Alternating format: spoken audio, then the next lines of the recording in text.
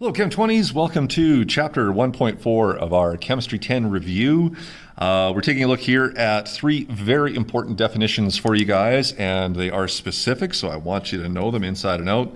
But we want to take a look at what atoms are, what ions are and how they're different, and what the heck is an isotope. So all this stuff is covered in Chapter 1.4 of your textbook. You can certainly, I encourage you guys to read through that section as well for additional descriptions and other examples and things like that, just to help you out. But here it is for my notes. So before we get into energy level diagrams and Bohr's model and how it applies to us here in Chemistry 20, I want to make sure that we do remember the three subatomic particles. In order of how we discovered them, all right, the electron came first. So that one was done by Ernest Rutherford. We found it's an extremely small particle, and it lives in the empty space region of the atom. So again, remember, atoms are about 99.9% empty space. Your gymnasium is about 90% empty space, so that's fine. And then when we take a look at the fact that it lives there, we know that the electrons are kind of zipping around in these various energy levels found within this empty space. So they are found in very stable energy level spots, sometimes called shells, and this allows them to exist there under Bohr's theory. They are so small, we don't even really consider their mass in chemistry. It's just too small to be relevant in most cases. Physics 30, that'll change.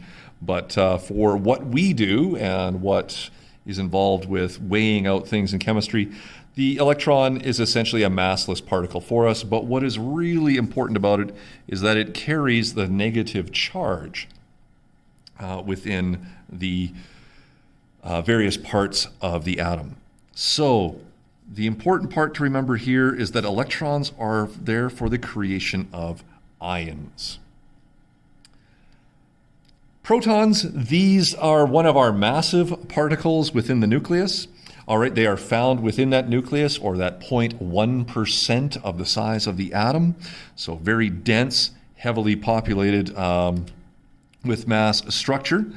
So it does have mass. We can't ignore the mass of protons like we can for electrons. And it carries all that positive charge. This was learned in Rutherford's gold foil experiment.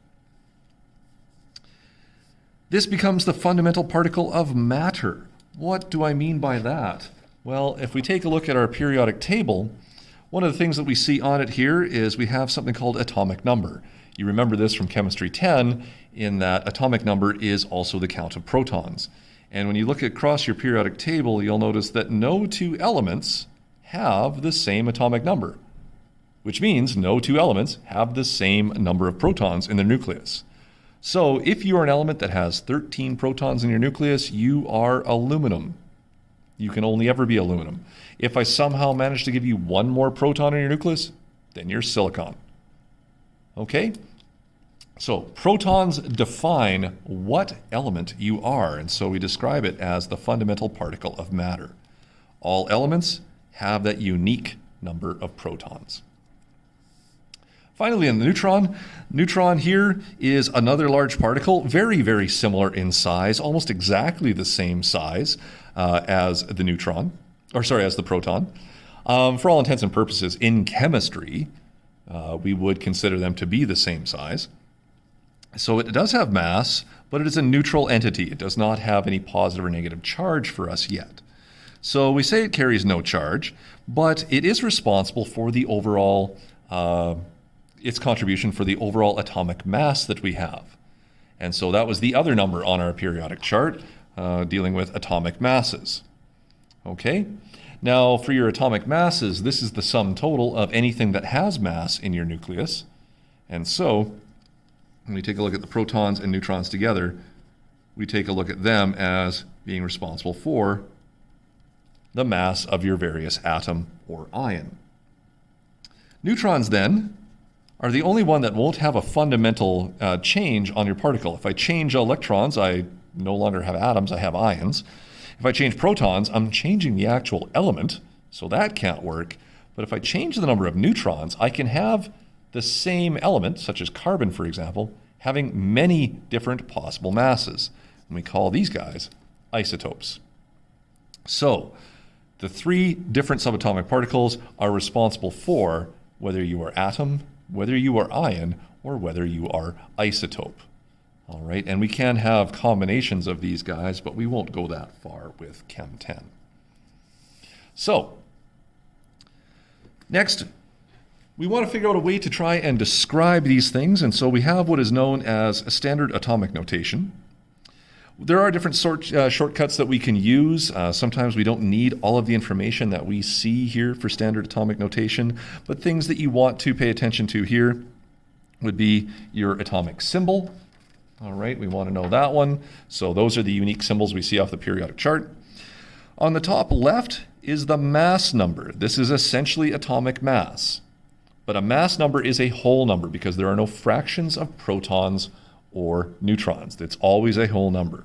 So remember that mass number is a sum.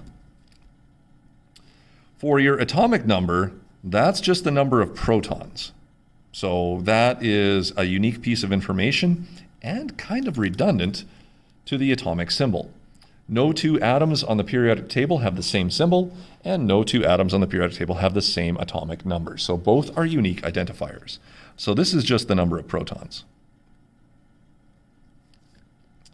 Finally, if we do have a difference between the protons and the electrons, and we end up creating ions, the surplus charge that we would have, either the extra negatives because of extra electrons, or the extra positives because of a lack of electrons, that charge will go here on the top right. So one of the things we learn here and remember from Chem 10 is that the language of chemistry does have an extra little wrinkle to it. The position and placement of numbers around chemical symbols does mean a lot. So mass numbers must always be a superscript preceding. Proton number must be a subscript preceding. Your charge is a superscript following the symbol. All right, and then down here there is another place when we start looking at proportions and balanced formulas for numbers that go down here to the bottom right. So yeah, we have to be very careful as to where we place our numbers when we're writing out things in chemistry, because it has an impact upon what things mean. For any of you guys that speak a little bit of French, you know that if I put an accent on certain letters, I can change the pronunciation and essentially the meaning of it just by doing that. Okay, so not too dissimilar from some of the other things we've seen in some of our other languages. So for an example here, we have carbon, and if I go through and count all this, I can find 1, 2, 3, 4, 5, 6 positives in there. So there's my atomic number and the number of protons. I can see another 1, 2, 3, 4, 5, 6 neutrons. Those are shown as neutral particles about the same size. So 6 positives, 6 neutrals gives me 12 mass particles. I see 1, 2, 3, 4, 5, 6 electrons, 6 protons, which means there's no surplus charge. This means it's a neutral entity, and so that's why there's nothing written to the top right for charge afterwards. Okay, so there is no surplus charge. It is perfectly in balance at 0. Okay, so you can kind of get an example of how that works there with respect to the notation. So nothing really too hard there. Flip the page here and move on. So let's get to those important definitions.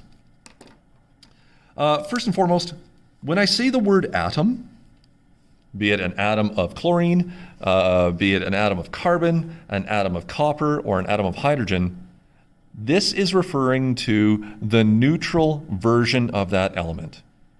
Okay, atom means neutral. And so what does neutral mean?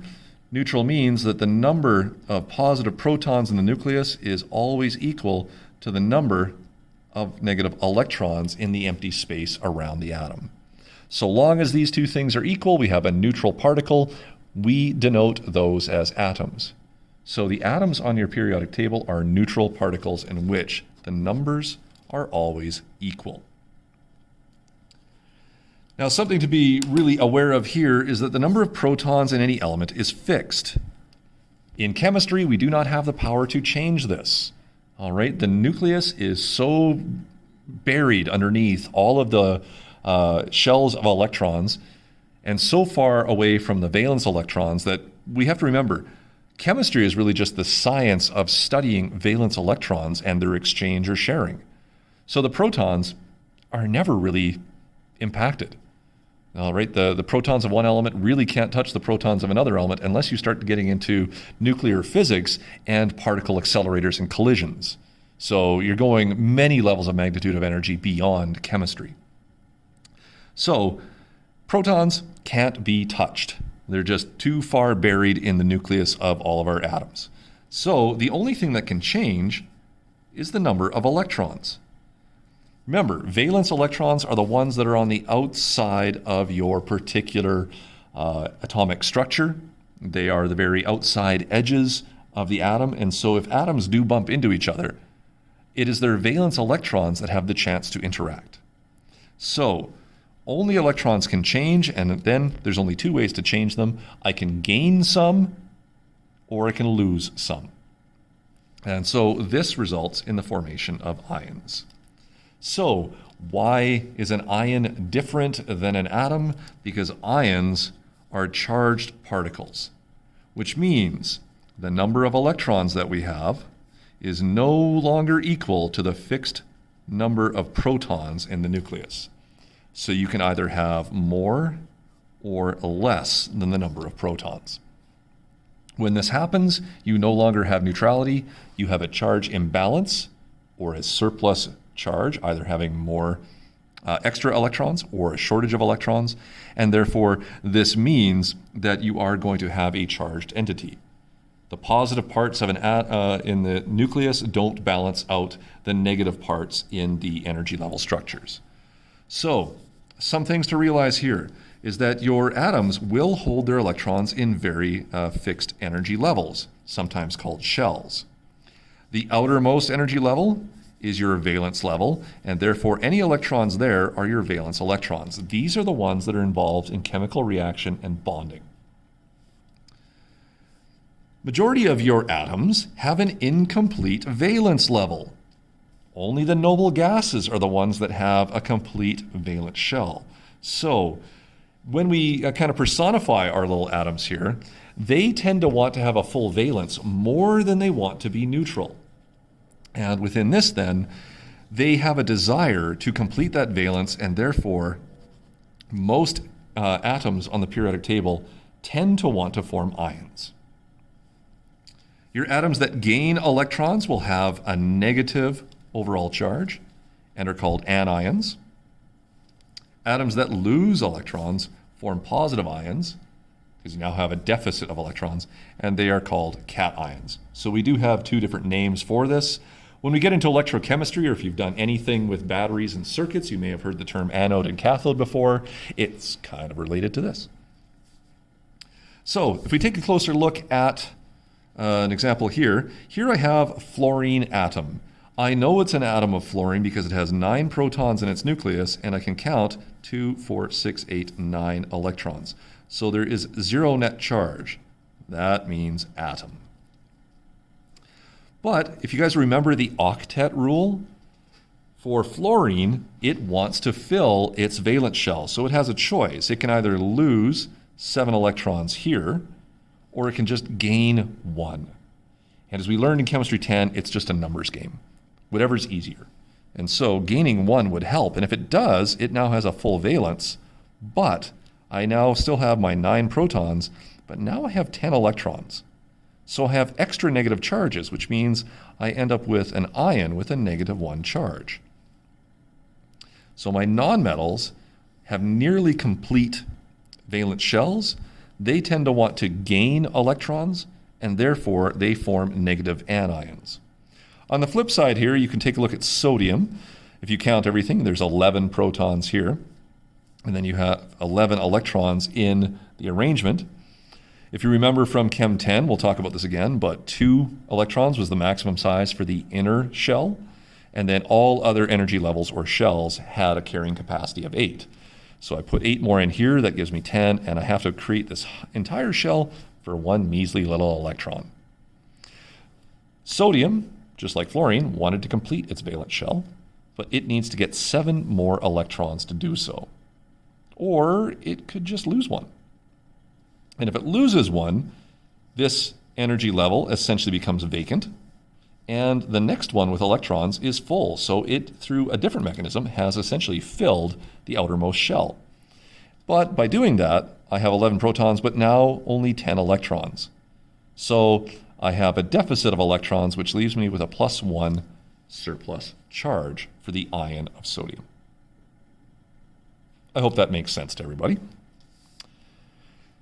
Next here, when an atom forms an ion, we do need name changes to help us recognize these when I start talking about it. All right, so things such as chlorine versus chloride.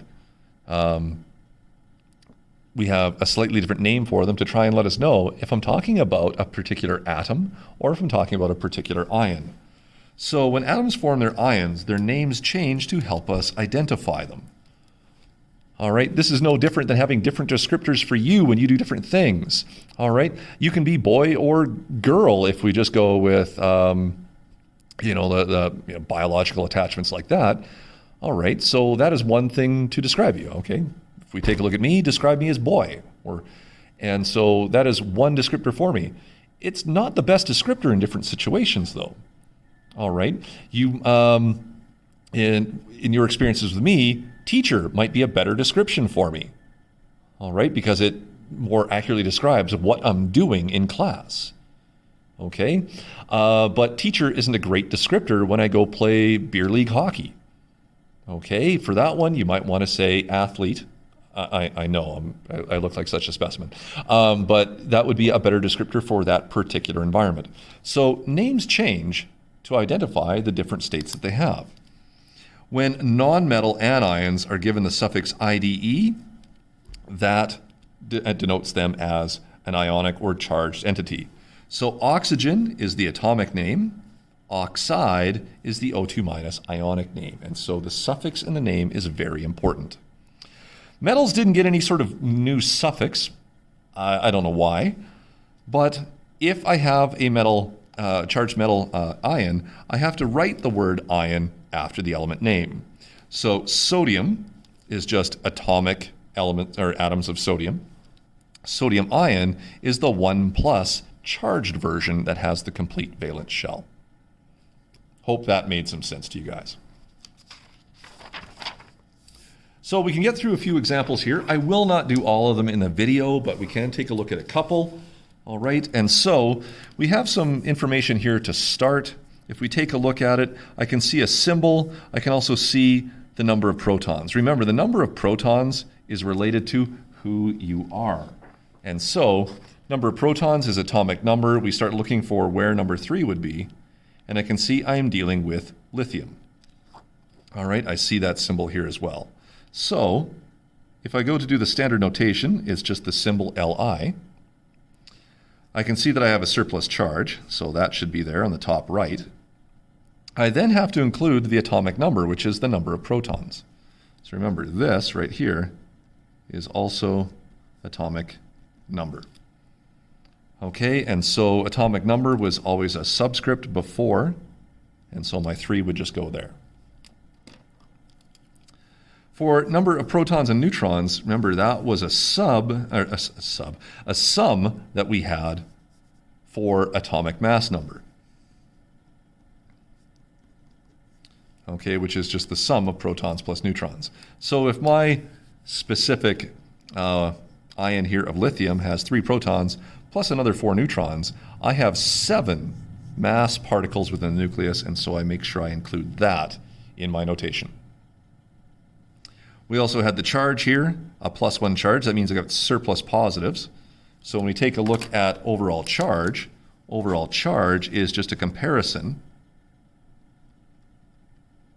between these two things. And so if I have 3 positive particles and I have 2 negative particles, I essentially just have 1 surplus positive particle, and so that's why the plus was included in our notation here. For this, we then just have to come up with a name. So, is lithium a metal or a nonmetal? There's your staircase line. Lithium's way over here on the left-hand side. It's in the alkali metals, so obviously a metal. So that means because this is charged, I have to write the elemental name, lithium, but I also have to include the word ion. Okay, so that's the most appropriate name there. Let's take a look at another example. Okay, we can take a look at this. I have carbon. Looking at the name, that tells me that I'm dealing with something that is atomic. All right, I don't see the word ion and I don't see the IDE suffix. When I look at the symbol here, I don't see any sort of surplus charge on the top right. So this gives me a little bit of stuff to work with. First of all, if I'm dealing with an atom, I know that there is no surplus charge. So if carbon here has 6 electrons, how many protons must it have? Well, it has to be equal. So there's 6. So if I continue my notation, I have carbon with 6 protons. To figure out the mass number, I can see 6 protons and 6 neutrons. That gives me a sum of 12 mass particles. And you can see, again, no difference. So there is no surplus charge here. Hope this is making some sense. I'm going to do a couple more for you here. So here's Mg2+. So first things first, we could go name this. Mg, when we find it on the periodic table here, is magnesium. And you can see the 2+ surplus charge, so that must mean we are dealing with the magnesium ion.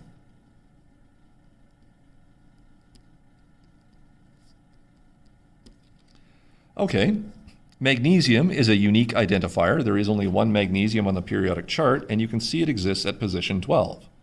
Which means magnesium, to be magnesium, needs 12 protons.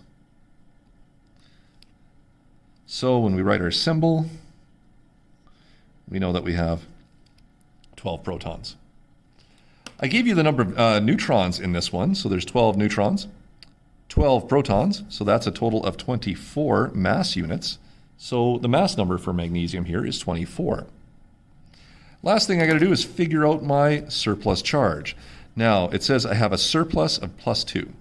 If I have 12 positive protons, then this has to represent the 2 extras that I have. So, how many electrons would I need to have a surplus charge of +2? I think we can do the math and realize that it would only take 10 electrons. And so that leaves me with a 2+ overall charge. I'll do one more with you here. Let's take a look at sulfide. I notice that unique suffix that tells me I'm dealing with an ion of sulfur. All right, so I go find sulfur, and there it is at position 16, which means sulfur must always have 16 protons. And so I can put that in here, and I can start my notation. So there's capital S for sulfur, and I know it has 16 protons, so I write down the atomic number there. Now, for this one, I don't have all the information I need here, so all I can do is assume that I have the sulfur from the periodic table, and you can see its mass is 32.07. Now we'll talk about later as to why I have 0.07 here, but we know that mass numbers have to be the whole number. And so 32.07 would round to 32. And so I know I have 32 mass units. 16 of those mass units are protons, so that must mean the difference is made up by the neutrons. And so I only have 16 neutrons in this example. We were told that we had sulfide here with a surplus charge of -2. If I have 16 positive protons, how many negative electrons do I need to have -2 as the surplus charge? I think we get the math, and it should be 18 electrons, or 2 extra negative particles. Okay, so that's atoms versus ions. You can fill out the rest of that. I'll have it completed to start the next video, which will take a look at isotopes, and we'll finish off 1.4 with that.